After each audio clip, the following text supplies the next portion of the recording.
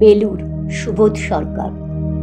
আমি একটা কোনায় দাঁড়িয়ে দেখছিলাম দুটি ছেলে গেরুয়া বসন পরে মন্দিরের সিঁড়ি মুছছিল। এত মন দিয়ে আমি কাউকে সিঁড়ি মুছতে দেখিনি, এত ভালোবাসা দিয়ে আমি কাউকে ধুলো তুলতে দেখিনি। সিঁড়ি নয়, যেন জননীর ত্বক থেকে ধুলো তুলছিল। এভাবে কেউ সিঁড়ি থেকে ধুলো মুছতে পারে এ আমি কোথাও দেখিনি। স্মিতপ্রজ্ঞ মহারাজকে জিজ্ঞাসা করলাম, এই ছেলে দুটি কে?